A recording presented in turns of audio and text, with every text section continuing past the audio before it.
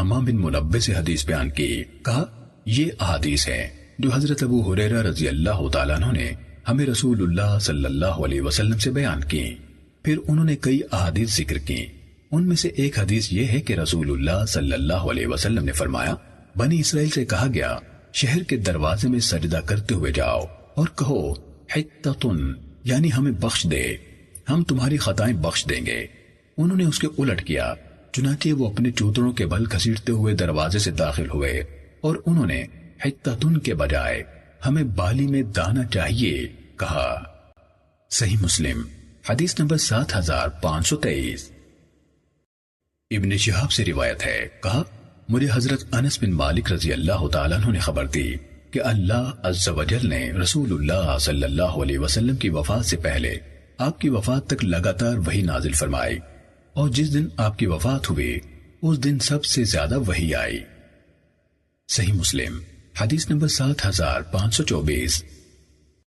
سفیان نے قیس بن مسلم سے اور انہوں نے طارق بن شہاب سے روایت کی کہ یہودیوں نے حضرت عمر رضی اللہ تعالیٰ عنہ سے کہا، آپ لوگ مسلمان ایک ایسی آیت پڑھتے ہیں کہ اگر وہ آیت ہمارے ہاں نازل ہوتی تو ہم اس دن کو عید بنا لیتے۔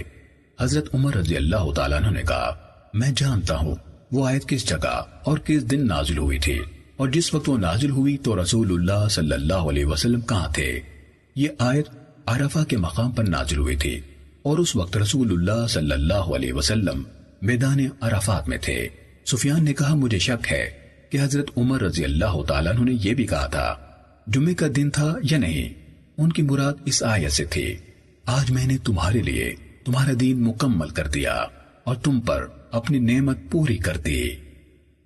صحیح مسلم حدیث نمبر 7525۔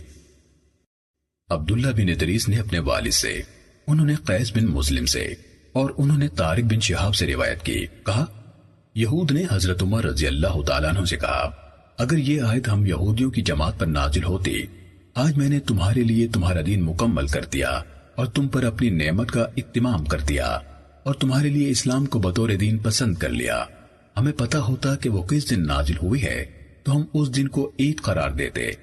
حضرت عمر رضی اللہ تعالیٰ عنہ نے کہا، میں وہ دن اور وہ گھڑی جس میں یہ آیت اتری تھی اور اس کے نزول کے وقت رسول اللہ صلی اللہ علیہ وسلم کس جگہ تھے سب کچھ جانتا ہوں۔